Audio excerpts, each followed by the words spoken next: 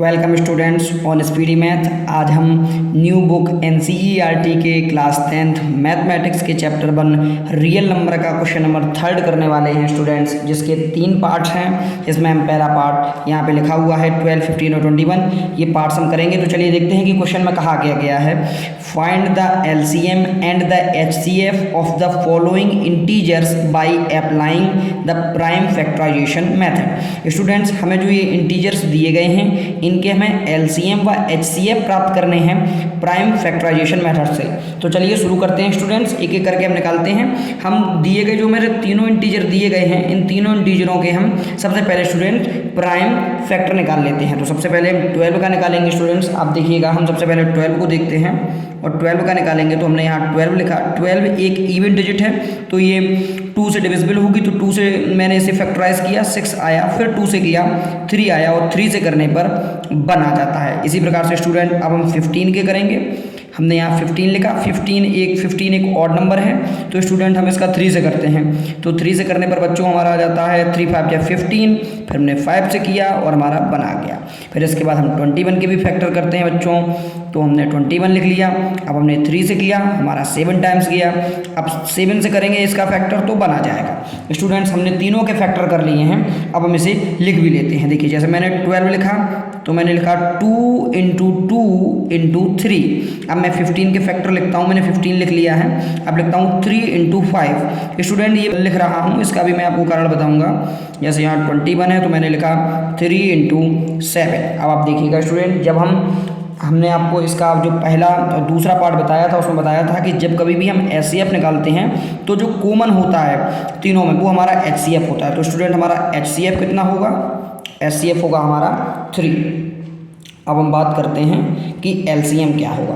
तो स्टूडेंट्स, आप देखिएगा, एलसीएम लिखते हैं तो जो हमारा तीनों में कॉमन रहता है स्टूडेंट, उसे आप लिख लीजिएगा।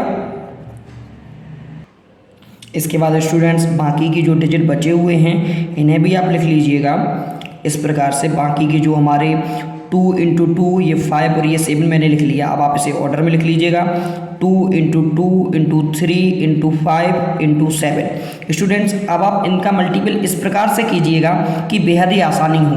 तो आप 5 का सबसे पहले 2 में कीजिएगा। तो 5 2 जा होता है 10, फिर 10 का 2 में करिएगा 20, फिर 20 का 3 में करिएगा 60। तो आपका आता है 60 × 7। अब आप 7 का 6 में कीजिएगा। तो 7 6 जा 42 आता है, और ये 0 यहाँ पे पुट कर दीजिएगा।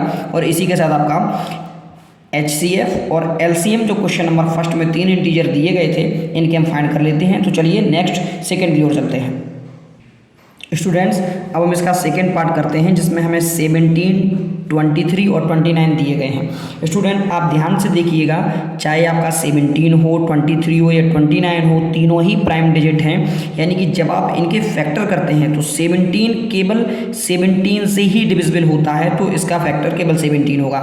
इसी प्रकार से जब हम 23 करते हैं तो 23 भी एक प्रकार से प्राइम नंबर है, तो 23 का भी करते हैं तो वो भी बन जाएगा। इसी प्रकार से जब हम 29 का करते हैं और 29 भी प्राइम डिजिट है, तो आप 29 का भी फैक्टर 29 से ही होगा। तो इस प्रकार से स्टूडेंट, जब हम इनके एचसीएफ और एलसीएम लिखते हैं तो आप ध्यान दीजिएगा। सबसे पहले मैंने एचसीएफ डाला है, आप ध्यान दीजिएगा। तो इन तीनों में 17, 23 और 29 में जो कॉमन है स्टूडेंट, वो 1 तीनों में कॉमन है। तो जिसका जो एचसीएफ होगा वो 1 हो जाता है। जब हम बात करते हैं एलसीएम के, तो आप यही 17 × 23 × 29 आप लिख लीजिएगा। मैंने डायरेक्ट इस वजह से लिखे हैं क्योंकि इसमें केवल 17 है, इसका केवल 23 है, इसका केवल 29 है। अब आप इनका आपस में मल्टीपल करिएगा। तो आप 23 का जब आप 17 में मल्टीपल करते हैं, मैं आपको साइड में करके दिखाई भी दे रहा हूँ कि किस प्रकार से करते हैं। तो आप देखिएगा, 7 3 जा 21 का बनाता है, 2 कैरी हुई, 7 2 जा 14 और 2 16। तो इस प्रकार से आपका आ जाता है 161। अब आप करिएगा 1 से करिएगा तो 3 आया और 2 आ गया। आप अपने ऐड कीजिएगा 1 6 और 3 9 और यहाँ 3, तो 391 आ गया। अब 391 में स्टूडेंट हम मल्टीपल करेंगे अपना 29 का। तो 29 का जब मल्टीपल करते हैं तो 9 1 जा 9 हो गया, 9 9 जा 81 का 1 आ गया, कैरी हमारी 8 हो गई, 9 3 जा 27, 27 में जब आप 8 को ऐड करते हैं तो 35 आता है, आपने लिख लिया। यहाँ पे आप 2 का कीजिएगा, 2 1 जा 2, 2 9 जा 18 की 8, कैरी 1, 2 3 जा 6 और 1 7। अब आप इसे ऐड कर दीजिएगा स्टूडेंट, 9 2 और 1 3, 8 और 5 13, कैरी 1 हो जाता है, 7 और 3 10 और 1 11। तो आपका जो एलसीएम आता है स्टूडेंट्स वो आता है 11,339। आपने फिर से मैं आपको समझा दे रहा हूँ, 17 हो, 23 हो या 29 हो, ये प्राइम डिजिट है। तो 17, 23 और 29 का जो एचसीएफ होता है वो 1, क्योंकि तीनों में केवल 1 ही कॉमन है, और जो एलसीएम होगा वो इन्हीं डिजिट के मल्टीपल करने पर हमें प्राप्त होता है। तो हमने ये लिख लिया स्टूडेंट। अब हम चलते हैं क्वेश्चन नंबर थर्ड पार्ट की ओर। स्टूडेंट्स ये क्वेश्चन नंबर थर्ड पार्ट है जिसे हम सॉल्व करने वाले हैं।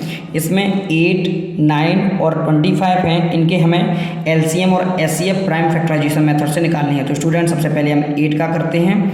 8 का हमने किया, हमारा 2 से हमने इसे फैक्टराइज किया, हमारा 4 आ गया। फिर हम 2 से करते हैं, हमारा 2 आएगा। फिर हम 2 से करते हैं, हमारा 1 आ जाएगा। इसी प्रकार से स्टूडेंट अब हम 9 का करते हैं। तो 9 का हमने किया, 9 एक और डिजिट है तो हम 3 से करेंगे, 3 3 जा 9 और फिर 3 से किया, हमारा 1 आ गया।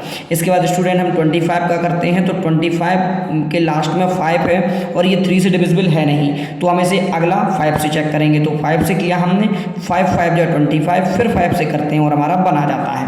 इन तीनों के जो फैक्टर है हम लिख लेते हैं। यहाँ हमने 8 लिख लिया, 9 लिख लिया और हम 25 लिख लेते हैं। स्टूडेंट आप ध्यान से देखिएगा, 8 के होते हैं 2 इंटू 2 इंटू 2, 9 का होता है 3 इंटू 3 और 25 का होता है 5 इंटू 5।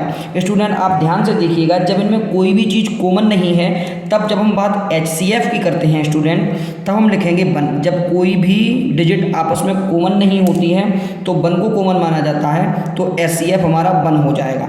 इसके बाद स्टूडेंट हम बात करते हैं कि एलसीएम क्या होगा। अब आप देखिएगा, एलसीएम में जो भी डिजिट दी गई हैं इन सभी डिजिट को हम लिख लेते हैं। 2 into 2 into 2 into 3 into 3 into 5 into 5। लेकिन स्टूडेंट जब इनका मल्टीपल करते हैं तो मैंने आपको बताया है कि कोशिश कीजिएगा कि सिंपल से सिंपल तरीके से मल्टीपल कर लें, जिससे कि कैलकुलेशन में हम कहीं फंस ना जाएं। तो स्टूडेंट आप देखिएगा, सबसे पहले हम इस 5 का 2 में करते हैं। 5 2 जा 10, 10 का 2 में कीजिएगा 20 आएगा, 20 का 2 में कीजिएगा 40 आएगा, 40 का 3 में कीजिएगा स्टूडेंट तो आपका आता है 120 इंटू 3 और ये आपका बचा हुआ इंटू 5, ऐसे लिख लीजिएगा। अब 12 का 3 में कीजिएगा, 12 3 जा 36 होता है, आप 0 लिख लीजिएगा ये वाला इंटू 5। अब 5 का जब आप इसमें स्टूडेंट मल्टीपल करते हैं, 5 का 0 में 0, 5 6 जा 30 की 0, कैरी आपकी 3 हो गई, 5 3 जा 15 और 3 18, तो आपका आ गया 1800। इसका एलसीएम आ जाता है, एचसीएफ इसका 1 है। मैं आपको फिर बता रहा हूँ एचसीएफ का कॉन्सेप्ट। यदि तीनों डिजिट में कोई भी चीज़ कॉमन ना हो, कोई भी फैक्टर आपस में कॉमन ना हो, जैसे यहाँ पे 2 इंटू 2 है, यहाँ पे 3 वाला है, यहाँ 5 है, इनमें कोई भी चीज़ कॉमन नहीं है तो एचसीएफ स्टूडेंट 1 माना जाता है। आपने ये पूरा वीडियो देखा, आपको कैसा लगा कमेंट बॉक्स के जरिए से बताइएगा। कोई भी त्रुटि हो तो वो भी बताइएगा, हम उसे दूर करने का प्रयास करेंगे। स्टूडेंट आपने पूरा वीडियो देखा, इसके लिए आपका बहुत बहुत धन्यवाद। Thank you.